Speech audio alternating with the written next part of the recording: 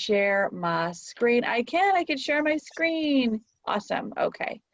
Am I gonna share everything? Yes, I'm gonna share the whole thing.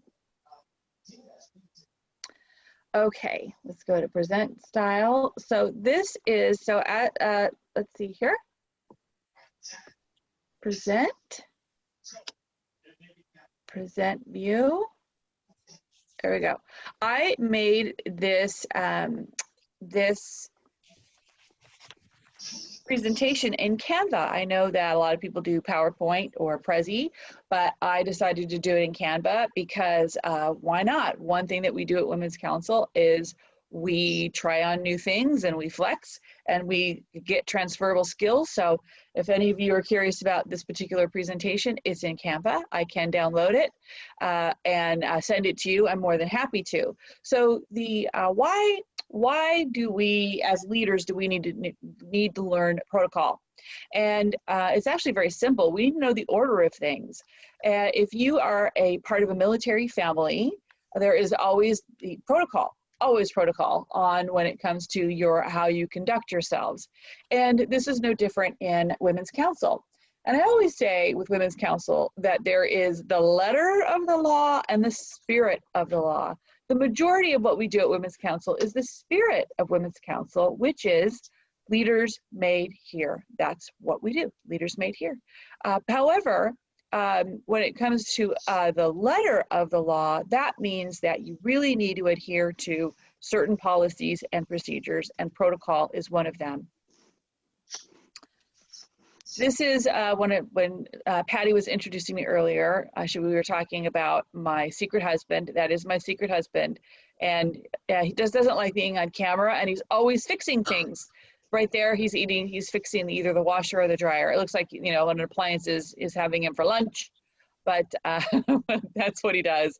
And yesterday, he was trying to fix our fridge. We need a brand new fridge now. He was trying to fix it, but it was just beyond repair. So that's what I'll be doing this weekend, is looking for a new fridge. And of course, that is Elmer on the left and Boo on the right, my other Boston Terrier. So there's different kinds of protocol. There's more than just one, especially when it comes to Women's Council. There's branding, speakers, how you handle speakers, how you communicate with you and your team, how you handle yourself at meetings, how you treat VIPs, and of course, how you do the proper order of introductions. What's really interesting is our CEO, Jeff Hornberger, he talked about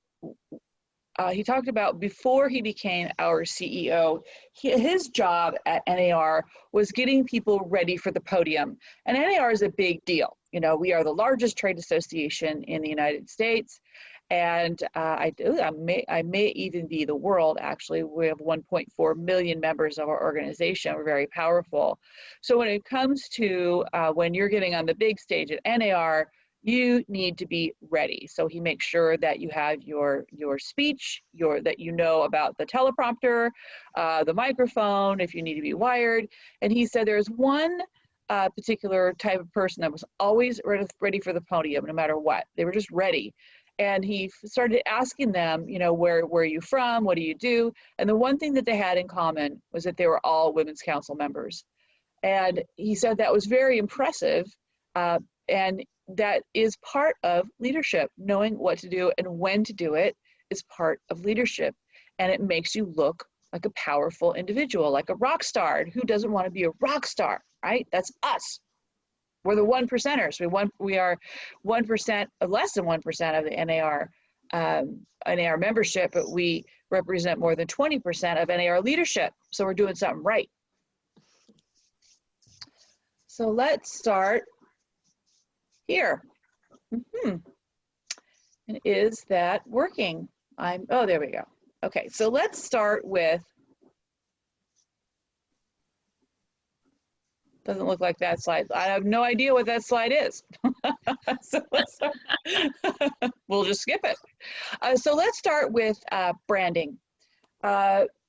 Our logo they put a lot of effort into our logo, which it may or may not show upon our screen here, but a couple of them are. So our logo, sometimes when we put it on our flyers and our social media. Some people tend to add a little something to it. You know, they'll put a little hat on a logo for like maybe an annual tea. They'll put, they may add something to it. The logo is what it is, like Starbucks. You don't mess with Starbucks logo. What they provide to you is how you use it.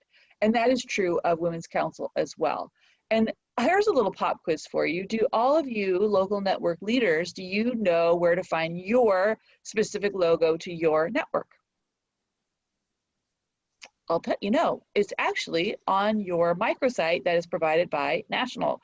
So you don't have to reinvent the wheel when it comes to your own logo with your own network name on there. It's already provided there for you. The second thing is a branding guide. So when it comes to the colors, so we have the blue and we have the yellow and we have our font. So it's like, how do I know what those colors are? Well, I'm going to share that with you. And let's see if I can. Here we go. To see how grumpy my computer is. Here we go. On Women's Council. Okay, did it just change screens to our branding guide? And I'm looking at Patty St. Louis. I can see you on my screen. Does it say brand guidelines on my screen? Cheryl, thank you. Yes, so it ma'am. says brand guidelines on my screen. So what do we have here provided to you by Women's Council? It has our mission statement, our vision statement, if you want to put that on your agenda or if you want to put that on social media. Little couple fun facts, our core values that you can put on social media. But look at this. Oh, it's our logo. How you use our logo. And the other thing too is don't change the shape of our logo. Like make it, if you're going to make it larger or smaller, don't crop it. Just use those little tools that are given to you to slide it back and forth and make it keep the shape of it. Oh, Placer County, that's in California. And these are our official colors, right? This is all part of protocol. So there we go. So this is what it says. Do not alter the colors. Do not change the face type. Don't resize it disproportionately. That's what I was trying to say, but couldn't say it. Don't add this little, hearty things. Just don't mess with perfection, right? That's what I try to tell my husband all the time. Don't mess with perfection. He's always trying to make me better. That's okay. He's my husband. Oh, he has leeway. Okay. Back to the presentation. Let's see if there we go. Okay. Here's the other thing about branding. How many R's are there in Realtor? Everyone would look at the word and say 2. There's actually 3 because what you can't see right here is the R is the register with a circle around it. Every time you see the word Realtor in all caps, you need to have that little R register next to it. And as we go through the presentation, you'll see where I added it. And if you look in your logo right here, you can see that little R is right there. So always, when you use the word Realtor or Realtors, have that little R register. Now, the next thing I want you to do is I want you to get out your phones. I'm crossing my finger. Yes. Okay, you can see this. I want you to get out your phones because, especially on an iPhone, that's the only one I know how to use, but I know with your Android, you could do this too. If you go to General Settings on your phone, click that, and then you click Keyboard near the bottom, you will see these little words that say text replacement. And what that is the ability to type in little letters, little key letters in order to get big words. So for instance, here on my screen, a shortcut. If I am to type WCR on my when I'm texting or writing an email on my phone, it is automatically going to populate Women's Council of Realtors. I also do this with DVP. What I was just doing, we were just doing introductions of 2021 teams, and I could not believe how many people, when they were introducing themselves, said I am WCR and I want to talk to my DVP. I want you to get that out of your vocabulary 100%, and I wanted to get you out of how you type it out on your documents and on your texting. It is district vice president. It is women's council. If you want to abbreviate Women's Council of Realtors, say Women's Council or the council. And when it talks about the letter of Women's Council and the spirit of Women's Council, that is a non-negotiable as far as I'm concerned, is that we should not be saying WCR anymore. That one needs to be out of our vocabulary. DVP needs to be out of our vocabulary. So don't abbreviate anything. The only time you should be saying WCR is WCR.org. That's it. Only time, non-negotiable. My eye and Peggy's eye will start twitching if you were to say, oh, I'm a member of WCR too. It would drive us crazy. The other people that you need to have this conversation with are your strategic partners. Your strategic partners are a reflection of your network. They too need to be told not to say WCR anymore, not to say chapter anymore, for them to say network. And you can just politely say, hey, look, you know, we're working on developing our organization and advancing into the future. We're just no longer using those words anymore. And any strategic partner that's going through the branding phase of their own company will understand and know exactly what you're talking about. For instance, my association was the Orange County Association of Realtors. We decided to drop Orange County Association. We're no longer Orange County Association of Realtors. We are now Orange County Realtors. That's it. That's our branding. So when I told them we don't say WCR anymore, no problem. They stopped saying it too. So be sure to pass on the love. Pass on the love. So next I want to talk about, when it comes to protocol, communication, how we communicate with one another, how we communicate with our district vice presidents, the state leadership team, and the national leadership team.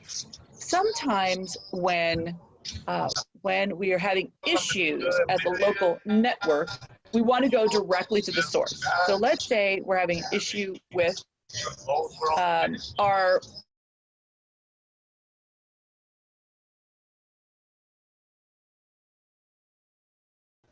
Eileen, you need to unmute yourself. Okay, where do I need to leave off? Where did I leave off? You're good. Okay, I'm good. Everybody else, please mute yourself. Someone is in their kitchen. Another person is in their car. We can hear you. Please mute yourself. I believe it. And they say, you don't even, like, you don't want to do level one. Did you want to mute all? And then, because I can see there's a lot of people that are. Yeah, let's mute all, Rebecca.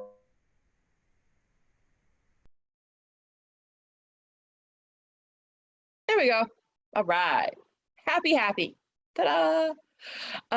Okay, so how we communicate and who we communicate to is also protocol. So just remember, as a local network leader, if you have questions, if you have issues, the first place that you need to communicate with is your team. See if you can figure out as a team. Remember, we are a learning lab. We are a leadership learning lab.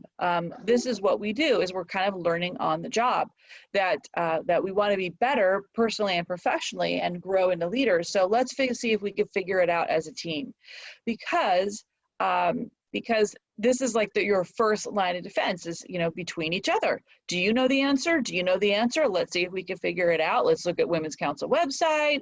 Let's look at our standing rules. Let's look at our bylaws. See if we can figure it out on our own. If you can't figure it out, the next person to call is your district vice president, because they may know the answer. So you call the district vice president. District vice president will talk to other district vice presidents. Do you know the answer? Do you know the answer? I don't know the answer. Let's call our state leadership team. So let's call Peggy, let's call Patty, and see if we can figure this out. If they can't figure it out, then they will call national. Why do we have this particular process? Is because for one reason, there's only, even though we have, 11,000 members. The amount of people we have at national is very small. We only have, I think, a 6-person staff at our national office, and they're inundated all day with questions from local networks. That's not the purpose of national. National's purpose is more administrative, and it's also to support the state. They're there to support the state. The other reason that we do this chain of command when it comes to how we communicate with state and national, district vice president, state and national, is an opportunity to learn. Remember, we're a learning leadership lab. And so if you skip a step or you skip the chain of command, all of a sudden we don't know. And how do we have the opportunity to answer that probably the same question that another network will have? So it's very important that the first line of defense is your team, so you can see if you could figure it out together, because I can't tell you how many times as a state president I've received a call from a local president and they say, I don't know the answer, and my answer to them is look at your standing rules, look at your bylaws, and then call your district vice president. Oh, it was there all the time, yeah. And pop quiz, I love pop quizzes. How do you know where your standing rules are? It's on your local website. Yay, provided by national, yay. That's one thing that we'll have in common for all of you local leaders that may be doing this for the first time, is that we give you all the tools that you need, either on your local website or on the Women's Council website. Even the state website may have the information that you need. Trust me, where we've been here for over 80 years, we know that we need to provide you the tools that you need in order to succeed, because after all, that is the State of Texas Network's mission. As a state network, they're there for local network success. That's what they do. That's their mission statement. That's their vision statement for local network success. Okay, move along.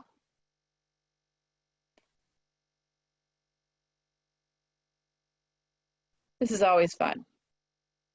The technical part of this is kind of like being in television. They say never be in television with children and animals. It's like this whole 2020 in technology is that's what we're dealing with. Okay, so here we go. Let's do this. There we go. All right. The other part of protocol is knowing what your responsibilities are. This is a document that that Peggy wanted me to share with you. I will send it to, I'll stay hanging out here for a little bit and put it in the chat. So you have it, is everybody's responsibility. And what, if you know what everybody's responsibility is, then guess what? In this little corner here, that's supposed to be a llama. No drama llama. Do we have drama in our networks? Yes, we absolutely do. However, how you handle drama is two ways. One is communication. The other is emotional intelligence. It's your choice. It is your choice as a leader and as a professional to not go there. Don't go there when it comes to drama. Do we expect you to be lifelong friends as in your leadership positions? That's not our expectation. Our expectation is for you to get along as colleagues and get along as professionals. That's our expectation. So knowing what everybody's responsibility is one way to avoid drama in a network. So I will share this document with you. Okay, next protocol is meeting protocol. As a local network president, it is your responsibility to arrive early to the meeting. It's kind of like there's a difference between a boss and a leader. A boss is the person that sits on the dais and they point at people and tell them what to do. But there's a leader is one that is on the ground and doing it and getting in the trenches and doing it with their team. Delegation is part of that, is delegating properly. Don't take it all on yourself. Definitely give the gift of delegation, the gift of an opportunity for somebody to learn to other people. Arrive early. There's a great book, or it's not a book, but Simon Sinek, he's a great leader speaker about leadership. He says leaders eat last, meaning you want to make sure that all your people are taken care of before you take care of yourself. So if that means making sure that everybody has a seat before you do, making sure that everything's cleaned up before you leave, That's what true leadership is. And remember, we're in the business of building servant leaders, not people that manage, not people that tell what, boss people around.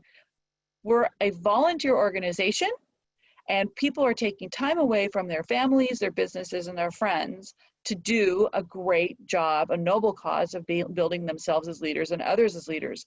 So we need to change our frame of mind from hoping that people, making people do something. How do I want to say this? The attitude that you want people to have when they're working with you is that because they want to, not because they have to. And that's the culture of servant leadership. So arrive early, leave late, have an agenda. Oh my God, this is true of a meeting. This is true of a governing board meeting and an event meeting. Have an agenda, have an agenda, have an agenda. I'm sure that's going to be covered in a different part of a program. If not, it could definitely be done in the future. If not, it could be done by your district vice president, and they could teach you how to put an agenda together. We have plenty of sample agendas for everything from a membership mixer, new member orientation, to an event, to an installation. Agenda, agenda, agenda. Next is the script. Once you put the agenda together, get your script together. There's a lot of people that are very nervous about getting on the podium, and I understand. I'm one of them. My natural state of being is a wallflower, and actually public speaking is something that frightened me a great deal. It wasn't until I understood the power of a script to guide me along the way that I began to flourish as a speaker. Always have a script, set yourself up for success. Once again, your district vice president can work with you on getting these scripts together. They are magical. Always have an agenda, always have a script. Prep for the podium. Make sure everything you need is at the podium. So if you need a pen, here's my unicorn pen. I know, I'm a little into unicorns. It's another story. But make sure you have a pen. If you have giving out awards, make sure the awards are there. Make sure that the awards are in the order that is on the script. Set up yourself for success. Make yourself look like an incredible leader. How you present yourself at the podium is one of those ways. Make sure it's organized and ready to go. Next is, I have to move it. I have to move my little thing with my sharing screen because I can't, there it is. Check the mic. Check your audio visual equipment. Make sure that if you're an in-person meeting, make sure that the projector is ready and it's going. Make sure that the mic is live, that it's plugged in. If you're at a venue, you should have an audio visual person there to help you.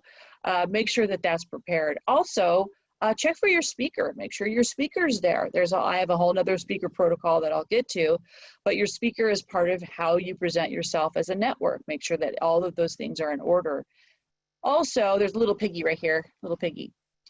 Your team is learning as well, and some of them may be scared of getting on the microphone. And how do you get rid of your fear of being on the microphone? Is getting on the microphone.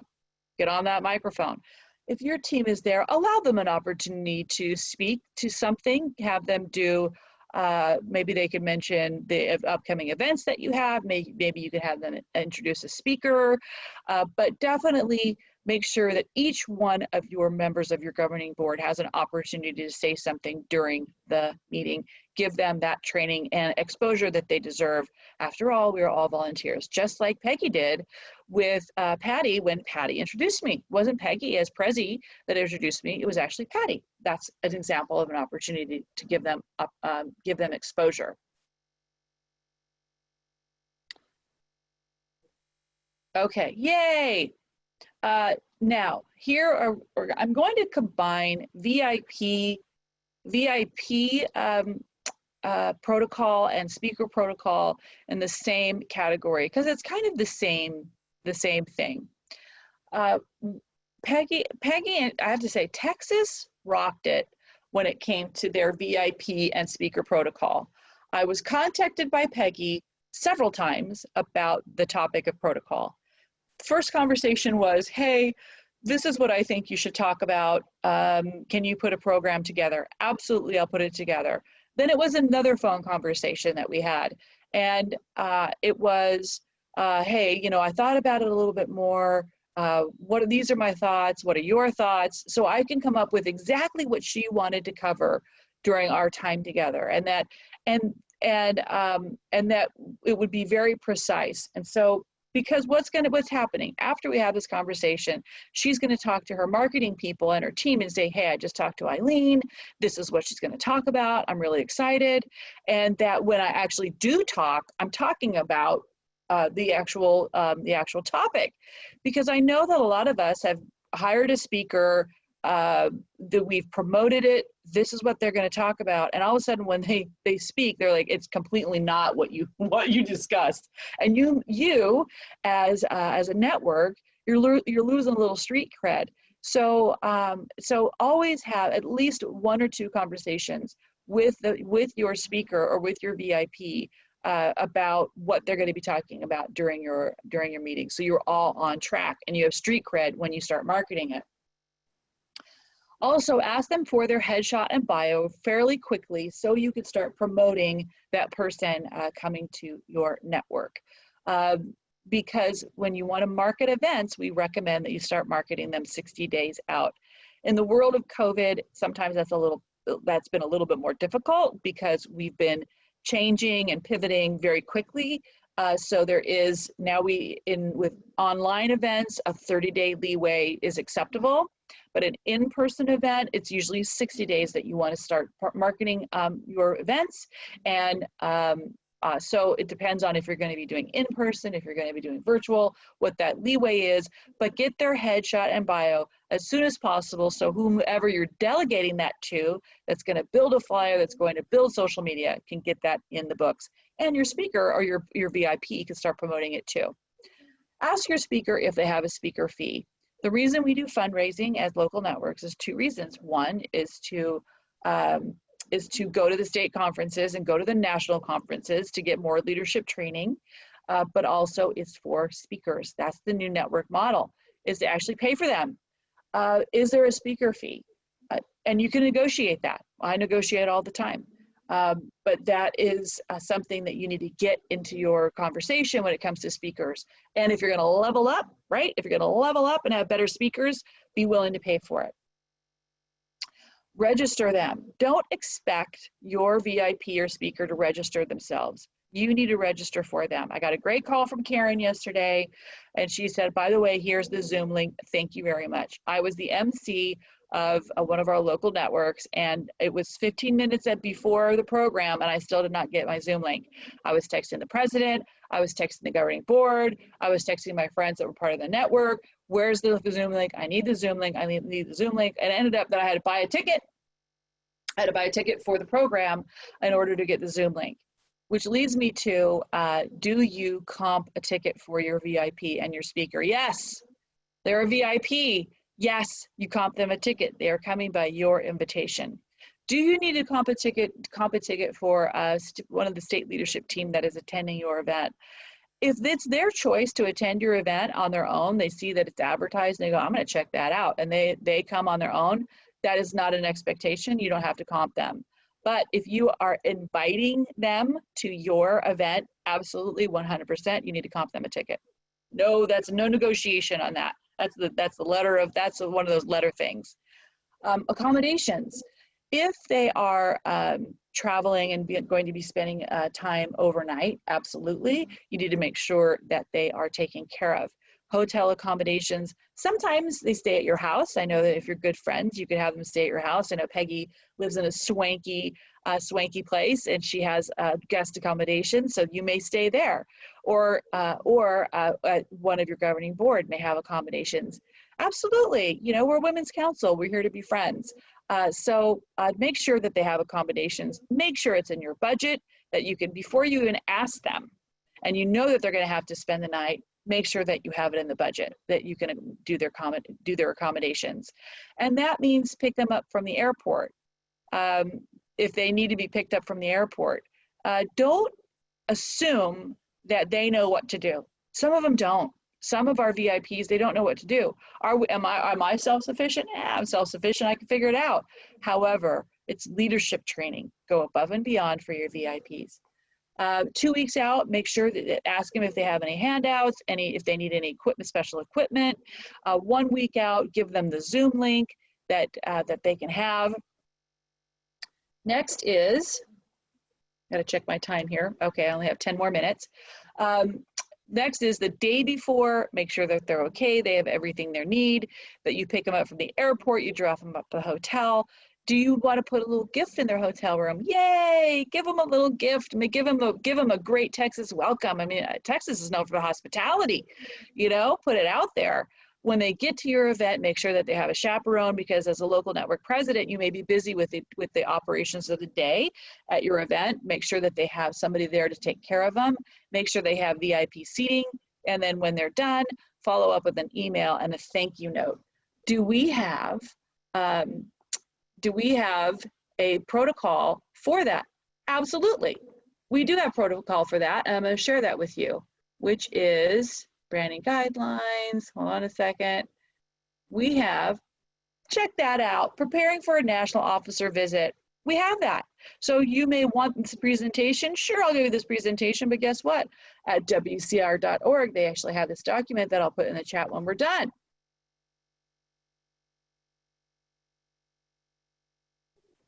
We have the tools that you need, trust me.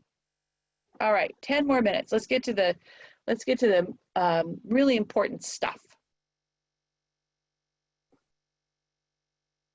There we go. Next protocol is introductions. Da, da, da, da.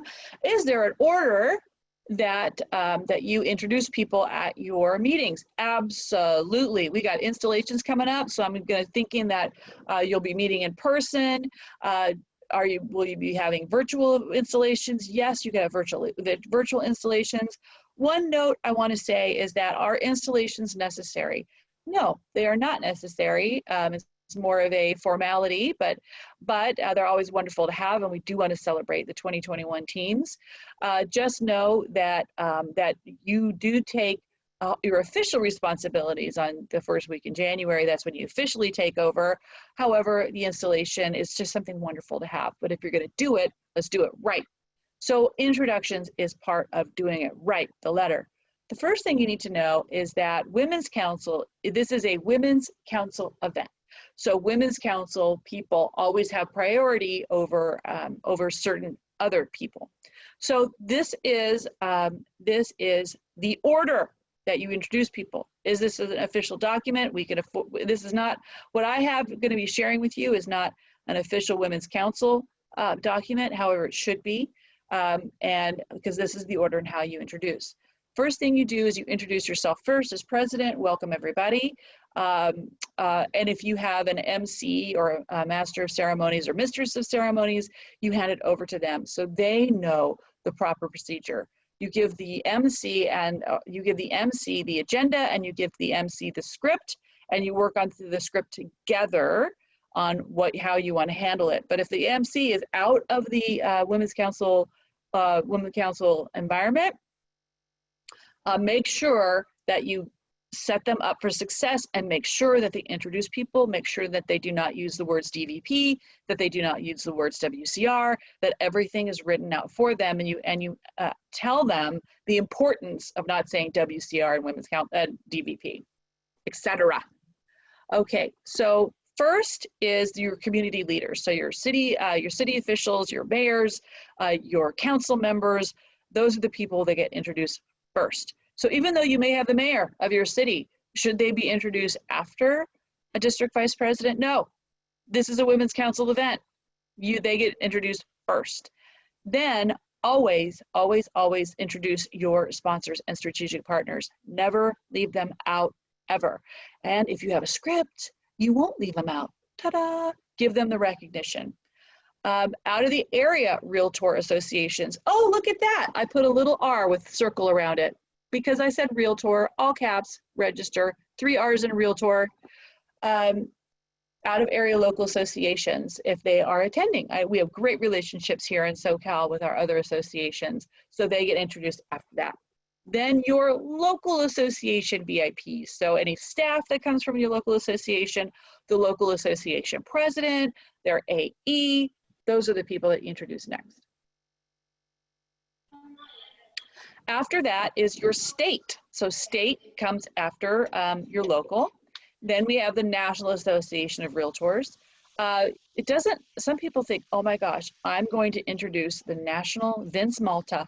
I'm going to introduce Vince Malta last because he is the president of NAR. No, it's a women's council event. Whomever is from women's council is the most important people in the room. And you always introduce the least important people to the most important people. That's the order of things. That's the protocol. This is the list. After you introduce Vince Malta, and it is when you are introducing the prezi of any big organization, there is an option to stand. You could put that in the script. Please stand as I introduce Vince Malta. Yay! Thank you so much, and have them sit down. But one thing you have to keep in mind when you're doing your introductions is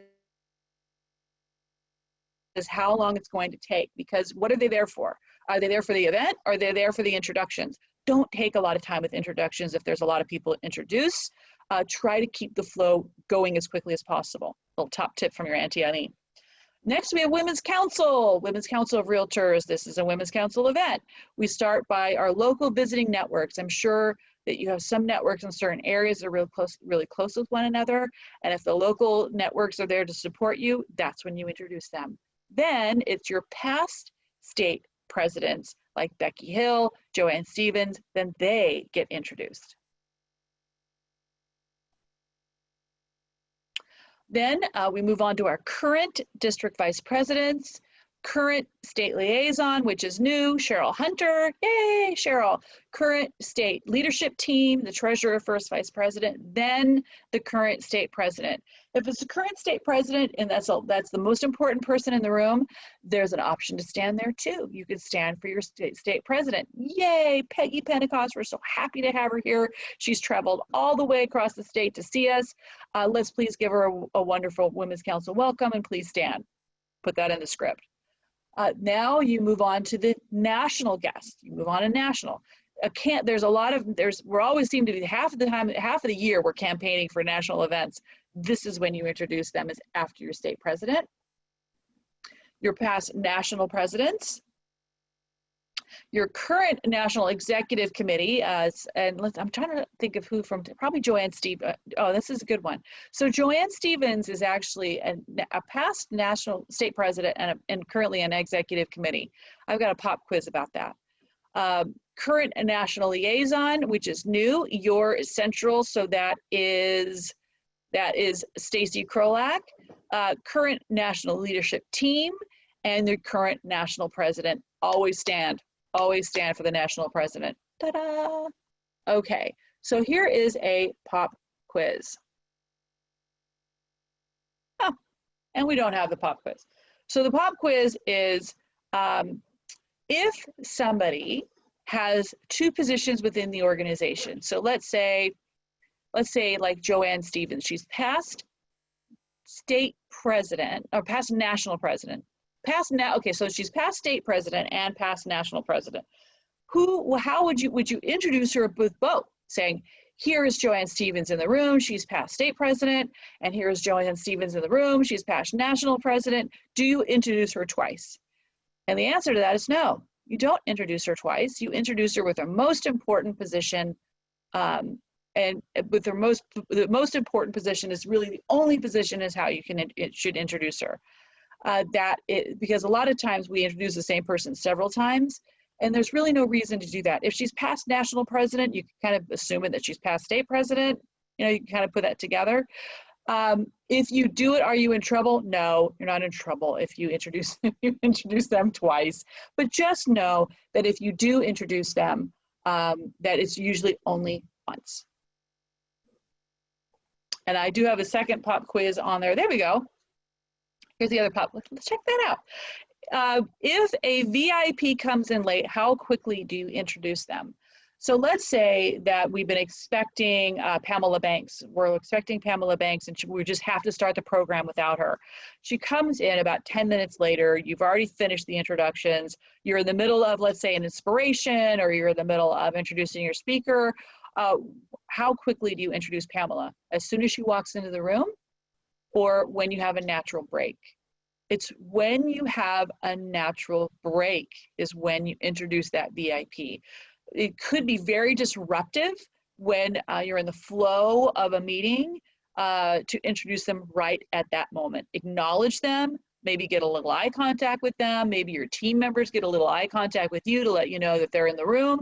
And when you have a natural break, you say, oh, by the way, I just want to say here is our national 2021 president, Pamela Banks. Can we please stand and recognize her? Well, that's why they call it protocol. Okay, so I am done. Ta-da! I'm done. I just want to thank you so much for this opportunity to talk to you about protocol. I will hang out here for a little bit, and I'll put items in the chat that I was talking about.